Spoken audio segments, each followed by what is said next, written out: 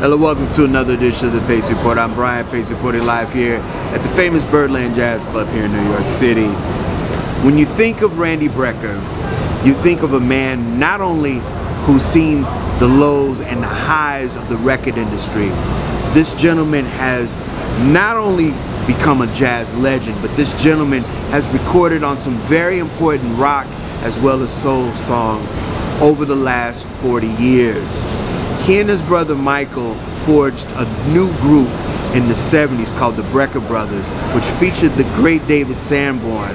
And their horns and their infectious grooves really changed the groove of not only what we call smooth jazz, but how they took funk as well as R&B and fused it to a whole new generation and legion of new listeners and music fans.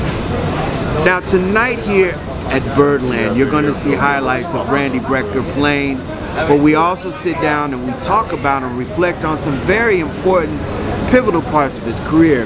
As you know, this gentleman has played with Horace Silver, Art Blakey, Mel Lewis and Thad Jones, as well as Dreams, the Duke Pearson Big Band, as well as Frank Zappa, Steely Dan, and Jaco Pastorius, just to name the many endless few. Tonight we sit down and we talk about some very important parts of his career, including his time playing with Frank Zappa. We reflect on one of his heroes, the great Freddie Hubbard, as well as talk about how the Brecker Brothers' debut record was originally supposed to be his solo recording, but the powers that be at Arista Records had other visions of how this band was supposed to be formed. So sit back, relax, and enjoy highlights of the legendary Randy Brecker live here at Birdland, here on the Pace Report, here in New York City.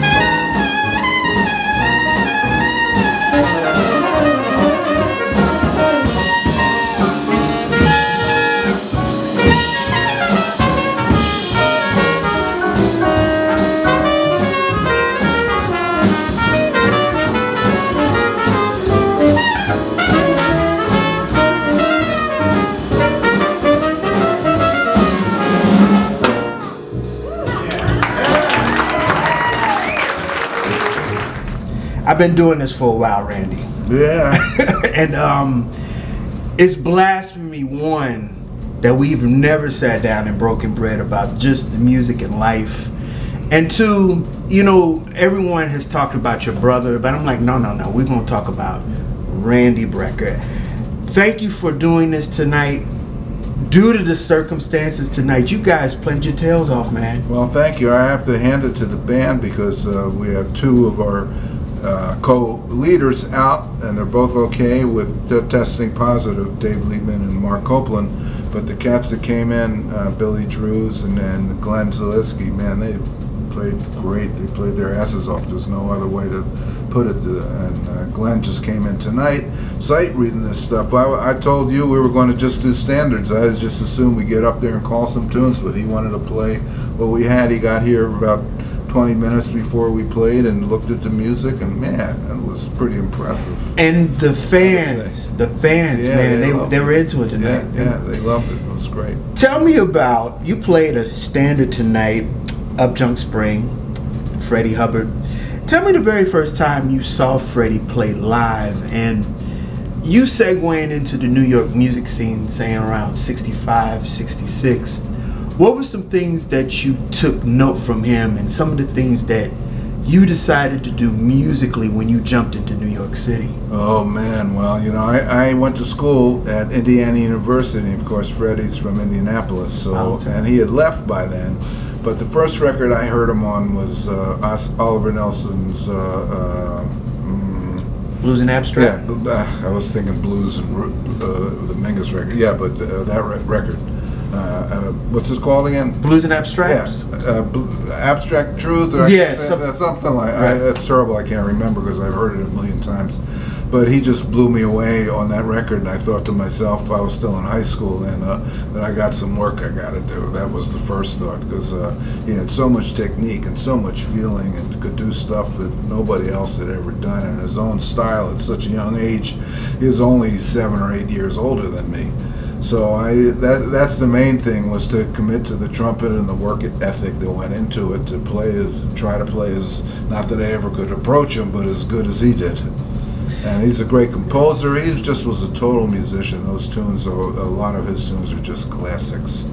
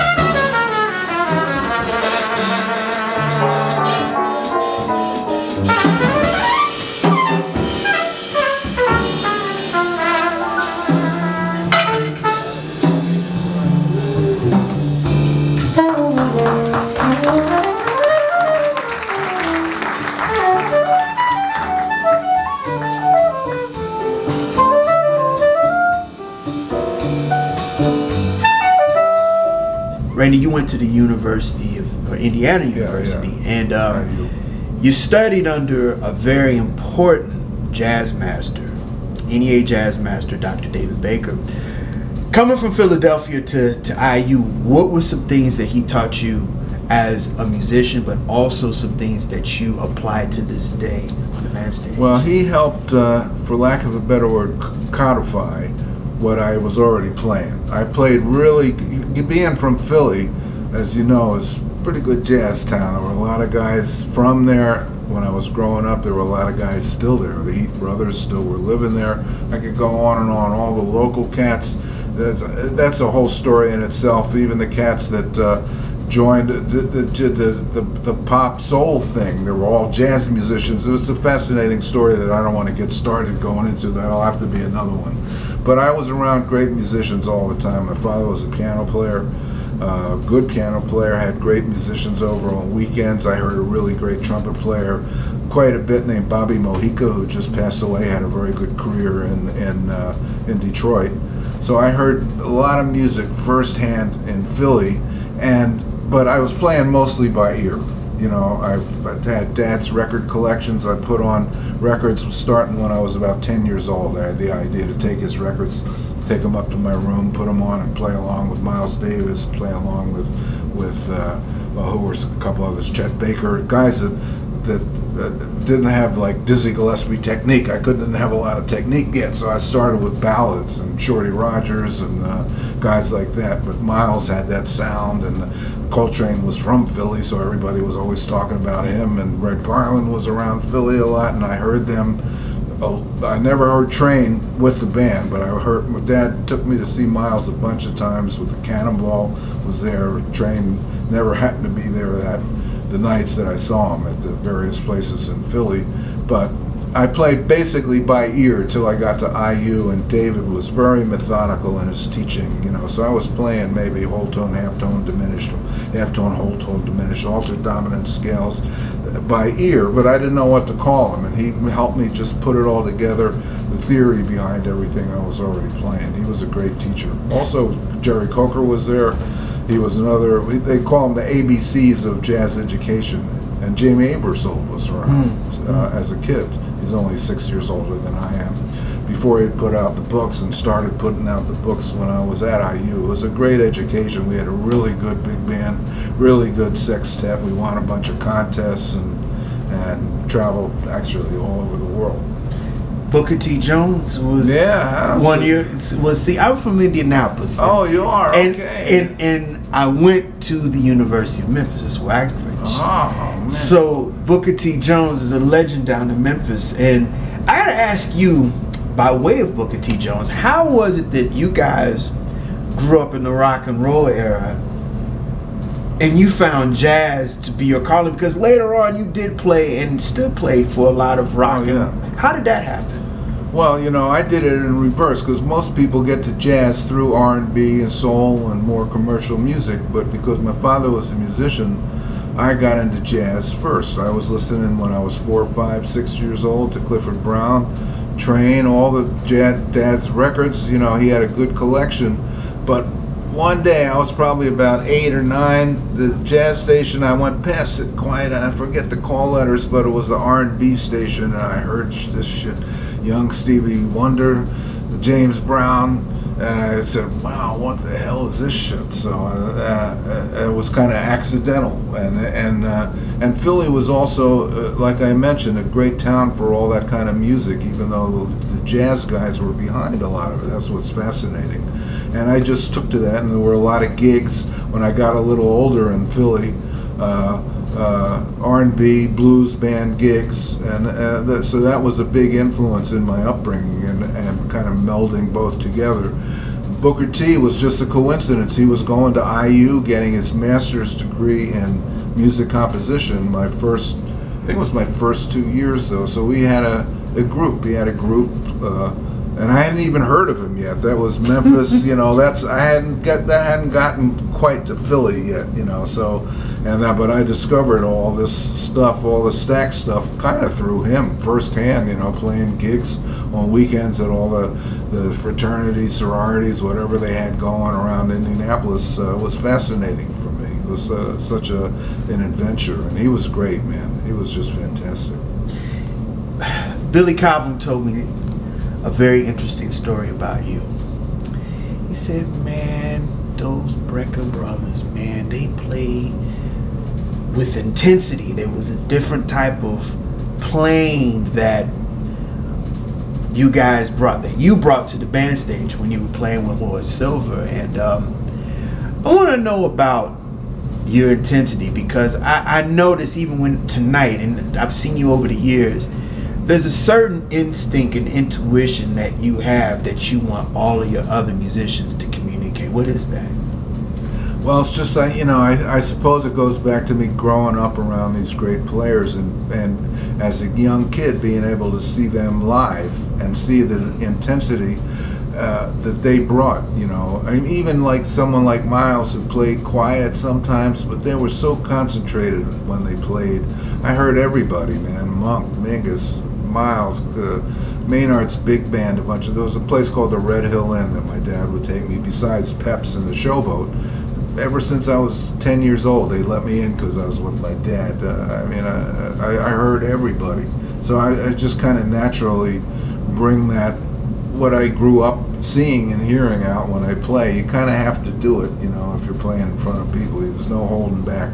Every night I say, you know, man, I got tired last night. I'm going to just play a little softer. Maybe I won't play that long. I remember telling Copeland last night, listen, man, I'm going to play shorter solos tonight, because last night, man, by the last tune, this is a hard place to play sometimes, Birdland. It's kind of dead sounding, you know, it's not really a trumpet room. It doesn't kind of reverberate in the room. It's just you playing, and it's kind of, the sound somewhat drops. It's fun to play here, but it's tough trumpet rooms. But I get up there, man, I gotta play full blast. I know you do. I know you do. You know, I know there's no other way to do it. I'll say tonight, man, you know, it's not that you're holding back, but just play a little softer, man. Just Liedman used to say, I play with a sense of urgency. It's kind of a sense of that and fear, maybe, or just you want to. You know, it's just the way I play. You know, I don't know. I don't have a really other answer than that.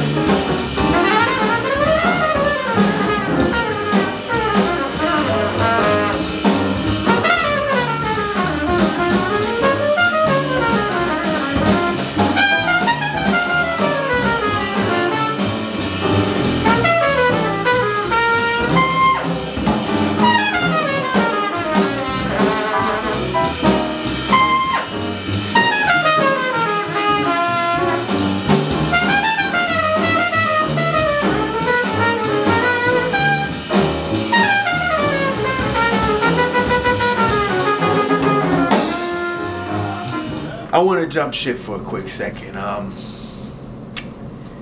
Frank Zappa. Oh, yeah. Now, left. Yeah, now, the live record, the performance, the live concert. Now, here's a very interesting thing. I interviewed George Duke, God rest his soul, and he told me about how he had to interpret his comedic quirks through how he wrote his music. And quiet as kept, no, I am not going to say quiet as kept, he was really a hippie writing these very, very highly complicated rock songs. How did you interpret, what was that experience like, and how did you get that gig? Well, first of all, I got the gig just because Alan Rubin, my late great friend, Mr. Fabulous, the trumpet player, for some reason didn't want to do the gig, because it was supposed to be the band, the horn band from horn players from Saturday Night Live, which my brother was doing at the time. Tom Malone, Lou Marini, Alan Rubin, but I played on the show quite a bit when they needed a second trumpet, so I got the call, basically, from the Cats. I forget who exactly called, but and it was a challenge, and you use the word interpretation. You know, with Frank's music, you got to play.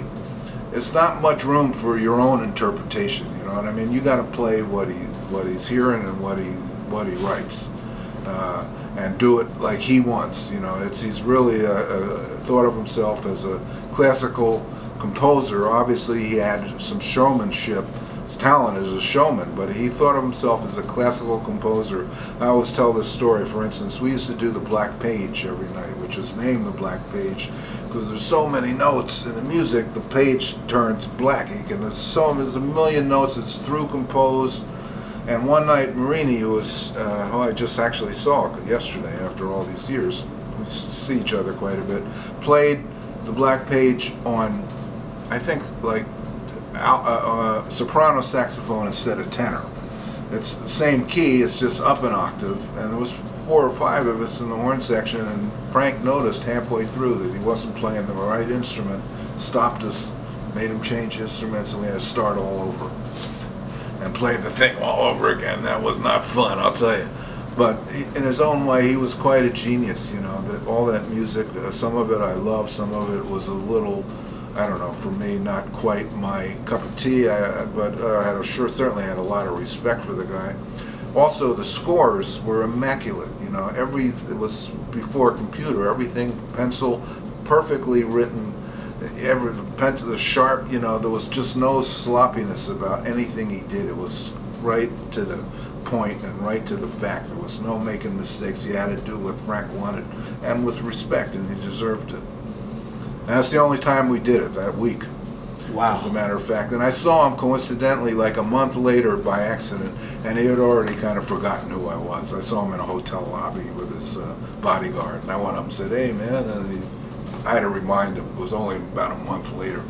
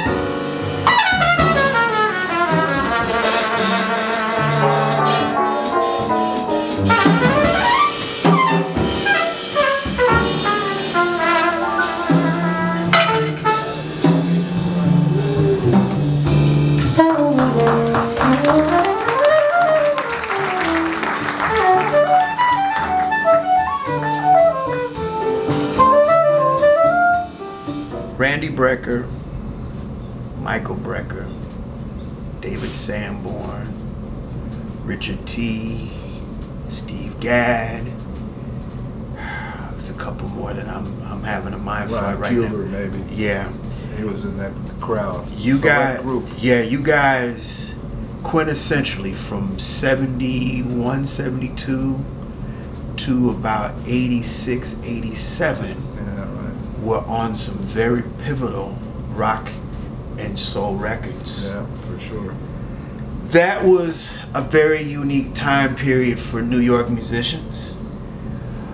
Tell me, give me some of your reflections of one, leading the Brecker Brothers, but then leaving your sessions and going to play with some very diverse musicians. Oh man, it was for me. Listen, I'm not one of those guys that ever put down being a session musician, or as Alan Rubin said, we were studio cats. You know, I love the lifestyle, and that's what made it so much fun. I mean, we were playing, I was writing my own music. That's what kind of made me want to find my own niche, to write my own music. But part of the fun was going from, I always tell this one day I ended up rehearsing with Ornette Coleman for 2 or 3 hours, and I went from Ornette Coleman to a Johnny Cash session where I had to play with, actually with Alan Rubin, mariachi style trumpet. So that was, you know, because I love playing the trumpet in any style and love hearing trumpet players in any style, you know. Classical guys, Al Hurt, Doc Severinsen, Freddie Hubbard, Lee Moore, you know, you just go down the line, the great classical players, there's so many, Sergei Nakarayakov, who I kind of know and kind of pick his brain, wonderful young trumpet player.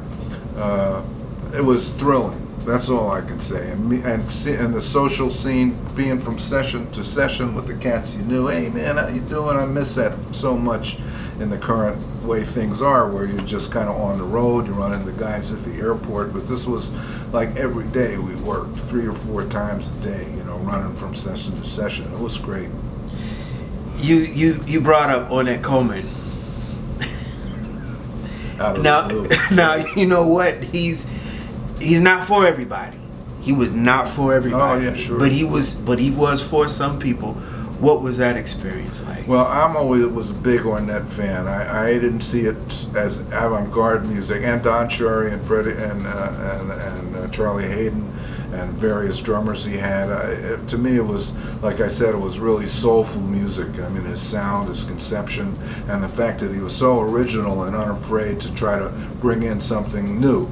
Of course, it was out of Charlie Parker, but he had his own harmonic concept. It was radically different, and some people didn't understand it. I don't know if he even understood it, but he wasn't afraid to take chances, take the criticism. He wrote a lot of great tunes, and he was a big influence. That was the only time I played with him. I was subbing for Lou Soloff, who was his regular trumpet player at the time. But it was a thrill. I tried to play like Don Cherry. I tried to fit in, you know. But it was a thrill, man. I never forgot that. I got to know him a little after that, not well. I read the biography on your brother, and one of the things that I want to bring out in this interview, and it's not about your brother, it's really this interview I want to focus on you. I'm sure. I'm happy to talk about it. The album, The Brecker Brothers, the debut record, from my understanding, was all your original music, and the label didn't want you to record this as a solo record. They wanted you to produce this as a Brecker Brothers project. Now, that's right. How did that happen, and how did you compromise to do the Brecker Brothers? Because your brother wasn't really into this. He wanted you to do your thing, and he wanted to do his thing. Well, it's a good question. I mentioned this, but it was partly happenstance. I had been writing. I had gone to music camp with Dave Sanborn. He had moved to New York around this a little later than Mike did, and I thought that would be a great horn section, me, Mike, and Sanborn. I was playing with Sanborn since I was 15 and still play with him occasionally. So that was the nucleus, and we had a band earlier called Dreams, and there was a kind of nucleus of guys. We had a rehearsal band, myself, Sanborn, Mike, Steve Kahn on guitar, Don Grolnick on keyboards, Will Lee on bass, and Chris Parker on drums. A lot of them lived in the same apartment building. We'd get together. It was like a rehearsal band, and Grolnick was writing tunes, Steve Kahn was writing tunes, and I was writing tunes. And each of us had solo projects in mind. But in my case, what happened, I got a call just when I was going to start doing demos. This is what you had to do. Take it around, try to sell it, you know, try to get signed to a label. I got a call from a guy named Steve Brecker, who had just signed a production deal with Clive Davis and changed the name of Bell Records to Arista. Clive was a genius in the business, had been president of Columbia Records, and Steve said, you know, he's heard about this music you've written through the grapevine and he wants to sign you. And I said, well, that's great, fantastic, but, he said, he wants to call the band the Brecker Brothers. And I said, wait a minute, man, I've been writing this stuff. It's taken a couple years for me to get this together, plus there's 3 horns, it's going to look funny. You call it Brecker Brothers, Sanborn's in the front line, you know, but they wouldn't compromise. And so I got to record all my stuff, but it was under the Brecker Brothers rubric. And in retrospect, Clive was a genius, man, because I think just the way it run, you know, what's the word, alliteration, the Brecker with the BBB, the fact that Mike was such and Sanborn, but Mike was such a genius and hadn't really conceptualized a career yet. He was just practicing. He was a great player, but he hadn't started writing yet. He hadn't really thought that far ahead of everything. So it was a genius move, I have to say, on Clive's part, but I was kind of pissed off at the time. And here's another thing that I found very interesting in the biography. You were ticked off at the fact that Clive told you, in order for this record to come out, right, you had to have a hit single. That's right. And that was another meeting, and I said, Clive, listen, first of all, you're calling this band the Brecker Brothers, and it was supposed to be my solo record. I worked really hard, and at least I wanted everything on there to be my compositions. And he said in his nice diplomatic way, if you don't do a single, I'm not releasing it. And you can't argue with Clive Davis. And we went in, and the force was with us, the same guys. We jammed up a tune called Sneaking Up Behind You in about 4 hours. Everybody, we were just good at jamming stuff up. We were best friends. We had been playing together for years. I still have the cassette somewhere. Somebody had an idea. Grolnick had the first idea. He said, you guys always go da-da-da-da-da-da-da-da. And I said, okay, and we jammed up this tune and it became an R&B hit. It got up to #2 in the charts, and as a result, the record, not the stuff I had written, Skunk Funk and all that stuff, Sneaking Up Behind You, man. That was a big hit. Yeah, that sold the band, and I'm still, you know, that's why I'm here, basically. That's in a nutshell. Thank you.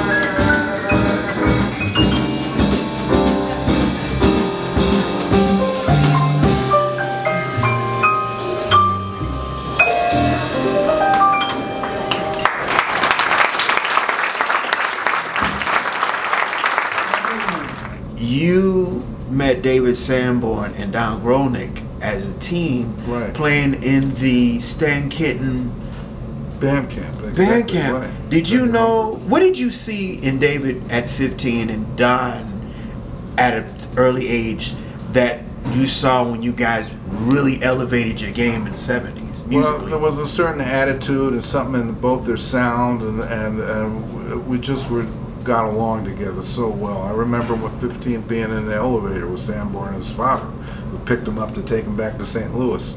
And Grolnick was unique. We had a band at that same camp. I don't think Sanborn was in that sextet, but Grolnick already was playing great. And he had this quirky, comedic personality that you just fell in love with the guy. And that's why he did so well in his short but productive life, being the music director of James Taylor, and was on a million records. Everybody loved the guy.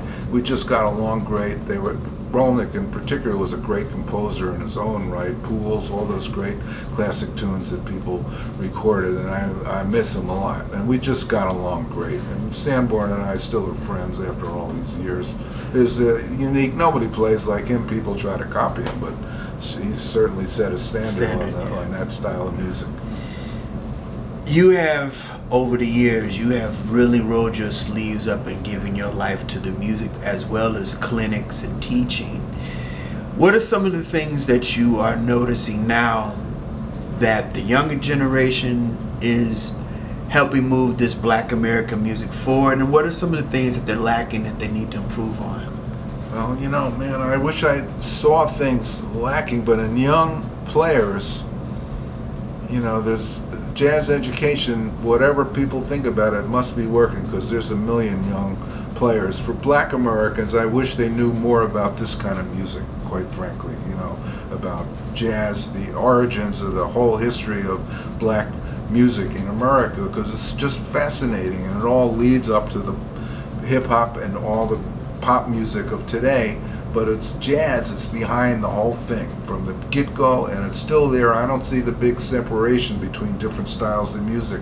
It's also connected, you know, and proof of this is like all the records, you know, from all the cats in Philly, all the cats in Detroit, Motown, all the cats in LA, all these thousands of records. The guys playing on the records are all jazz musicians. You know, if you see the Berry Gordy Motown documentary, he says, "Oh, we had to get the best musicians. They're all jazz musicians." So I would wish and hope that Black American young, not musicians, but just young people would study the history. I wish it was taught more in the schools, and I wish you saw more of it on TV.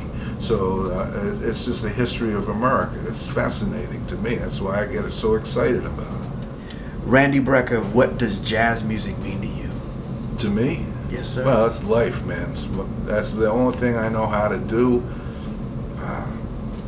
That's it. That's what I love. I love my family, and I can't say I love jazz music even less. My family, my wife's a tenor player, my daughter sings and plays baritone, saxophone, all the kids love music. That's it for me. So thank you, and thank everyone that's contributed along the line, because that's what made my life worth living, and it still does. I don't know anything else. It's true. My man, 100 grand. All right. Thank you, man. That'll do it again for another edition of the Pace Report, recording live here at the famous Birdland here in New York City. I'd like to personally thank the incomparable Randy Brecker for his time.